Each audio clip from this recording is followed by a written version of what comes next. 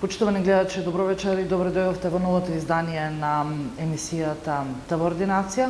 Мој вечерашен гостин е доктор Виолета Божинова, интерни специјалист во поликлиника Филип II. Доктор, ке вечер вас зборуваме за една неинвазивна метода, но секако клучна кога станува збор за диагностицирање на било каква коронарно заболување. Станува збор за коронарниот стрес тест, кој што, како што и напоменав, е доста чест метод за испитување. Можете ли да ни кажете кога и во кои ситуации пациентот се подложува на коронарен стрес тест? Исхемичната болест на срцето представува причина број 1 за смртност во светски рамки. Настанува заради затнување или стеснување на крвните садови на срцето, коронарните крвни садови кои што го хранат срцевиот мускул, односно носат крв и кислород за да може срцевиот мускул, миокардот нормално да функционира.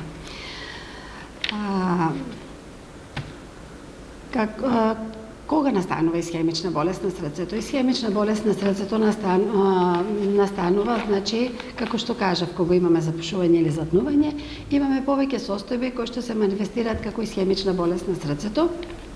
Тоа се стабилна ангина пекторис, нестабилна ангина пекторис, миокарден инфаркт, хронична исхемична болест на срцето и исхемична кардиомиопатија. Што представува истиот? Како, на кој начин работи и што е она кое што пациентите треба да го знаат? Коронарниот стрес тест е најефикасна и најлесна метода диагностичка процедура, неинвазивна диагностичка процедура со која што ја откриваме исхемичната болест на срцето, а поготово кај млади, со што се превенира настанувањето на миокарден инфаркт. Коронарниот стрес тест всушност ни представува испитување на функцијата на срцето, функционално испитување при напор.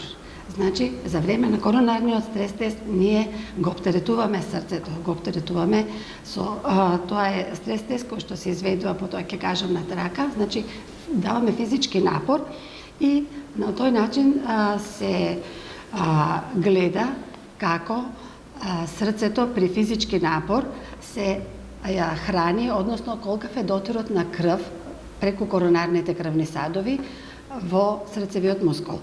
Нормално, значи, коронарните крвни садови имаат капацитет да го хранат срцевиот мускул и кога пациентот е во мир и при напор.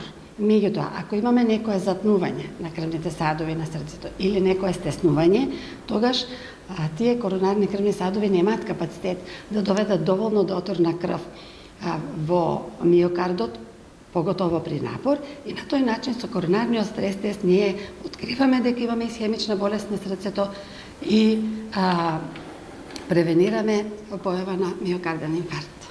Докторке, кои се индикациите за изведување на коронарниот стрес тест?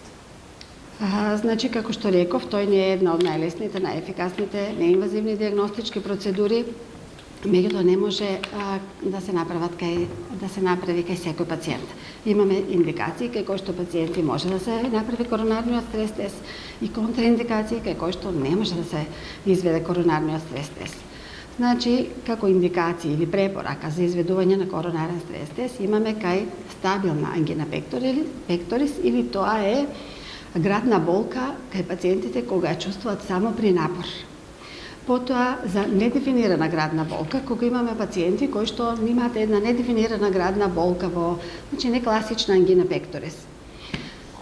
Потоа ја правиме кај пациенти кај кои што имаме веќе прележан миокарден инфаркт за проценка на состојбата, ако веќе пациентот е стентиран, за проценка на моменталната состојба кај пациентот или кај пациенти со веќе направена операција бајпас, со аортокоронарен бајпас.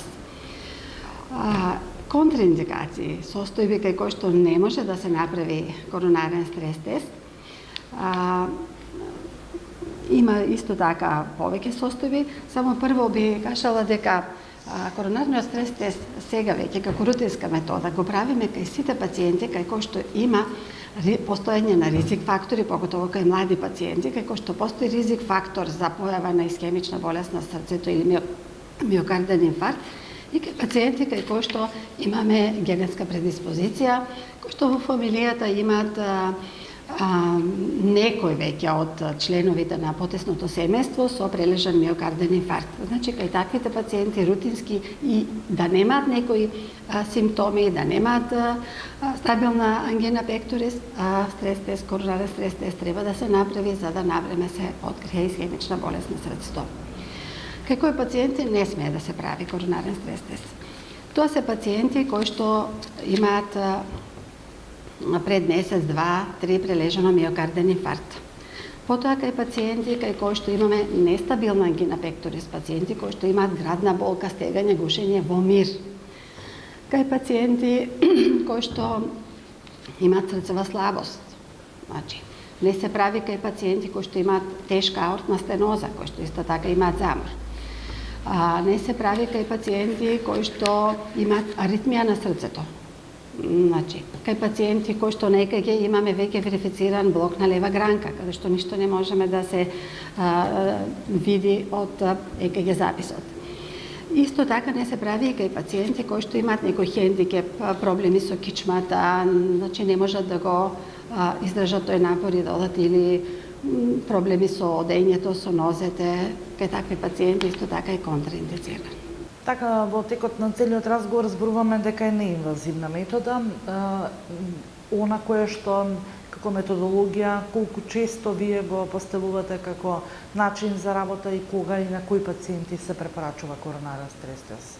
Значи го правиме доста често, како што реков е рутинска, неинвазивна, лесна метода со која што се доаѓа навистина до добри резултати. Навреме може да се открие некое запушување или стеснување на крвните садови и да се превенира миокарден инфаркт. Имаме тука доста откриени кај млади пациенти кои што на крајот само со оваа метода, изведување на оваа метода, поготово кај пациенти кои што имаат ризик фактори, пушачи со високи масти во крвта, значи нерегулиран липиден статус, диабетичари, кај кои што инфарктот најчесто е нем, значи не дава некоја јака болка. Потоа кај пациенти кои што, како што кажав, имаат генетска предиспозиција, фамилиарна оптовареност за коронарна болест, кај таквите пациенти многу често го препорачуваме и го правиме и за среќа навреме се откриваат, значи постоење на некое стеснување на крвните садови и навреме интервенирање. Така, диагностицирањето на миокардниот инфаркт, рековме дека стрес тестот ни ја дава јасната слика со издавање на резултатите. Значи, коронарниот стрес тест всушност тоа е тредмил трака. Се прави, значи, на трака. Траката, како што кажав, се испитува функцијата на срцето при напор. Значи, траката има тестот се состои од 3 нивоа. На секој 3 нивоа траката се подига и се забрзува. Пациентот не е поврзан со електроди за монитор, ЕКГ монитор, каде што цело време ние го мониторираме записот на ЕКГ кај пациентот и во текот на стрес тестот исто така на секои 2 минути пациентот има мажетна, значи се проверува и крвниот притисок, затоа што имаме одредено дозволена максимална вредност до која што може да дозволиме да се покачи притисокот кај пациентот во зависност од возраста, или исто така имаме и максимално дозволена срцева фреквенција до која што може пациентот, за секој пациент спрема возраста, годините, до која вредност може да се качи пулсот кај пациентот.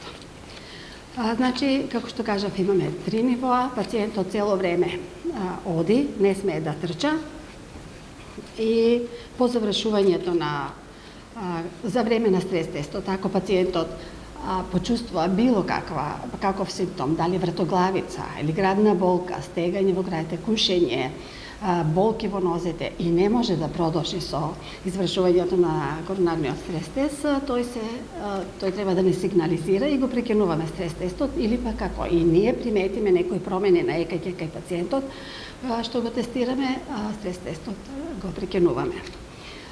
Пред да дојде пациентот на стрес тест, исто така треба да ни биде подготвен, значи уште кога го закажуваме стрес тестот, на пациентот му објаснуваме дека треба да биде, значи, дента кога ќе дојде да го прави коронарниот стрес тест, треба да биде одморен, треба да биде лесно најаден, лесно облечен, значи да не го стегаат чевли, да не го стегаат каиши, така работи. И ако има терапија, да се ја зема редовната терапија, да се ја испија. Постојат јасни и концизни резултати, па како оди целата постапка? Кога излегуваат резултатите и кога на пациентот му се соопштуваат истите и што понатаму со лекувањето? Резултатите одма се читат, значи резултатите од стрес тестот одма ги гледаме. Пациентот откако ќе заврши со стрес тестот има неколку минути одмор додека уште пак се снима на ЕКГ записот работата на срцето. А откако ќе се исклучи од тредмина траката, на пациентот му се советува да почека да поседи пола саат во чекална, значи не се пушта веднаш дома. Резултатите од коронарниот стрес тест, значи може да биде позитивен или патолошки, што значи тоа дека ние сме забележале дека на записот од ЕКГ мониторингот има промени во однос на депресија на СТ сегментот, што ни укажуваат дека кај овој пациент коронарните крвни садови немаат доволен капацитет за да го исхрануваат срцето при напор и дека има некое затнување или стеснување на крвните садови, дека постои исхемична коронарна болест. И таквите пациенти веднаш ги упатуваме за коронарографија, каде што се снимат крвните садови и понатаму пациентот дали ќе се стентира или ако имаме повеќе коронарни крвни садови запушени, значи пациентот понатаму се пушта за аортокоронарен бајпас. Потоа може стрес тестот да биде негативен или нормален, кога нити на записот, нити пациентот осеќа некои симптоми додека го изведува. Потоа може да ни биде граничен, кога имаме некои промени на ЕКГ записот или пациентот има некои тегоби меѓутоа додека го изведува стрес тестот, меѓутоа не се така сигнификантни и го опишуваме како граничен и советуваме да се повтори за месец или за 3 месеца да се повтори коронарниот стрес тест или пак ако веќе кај пациентот, како што реков, има ризик фактор, има генетска преоптовареност, тогаш кај таков пациент секако советуваме да се направи селективна коронарографија.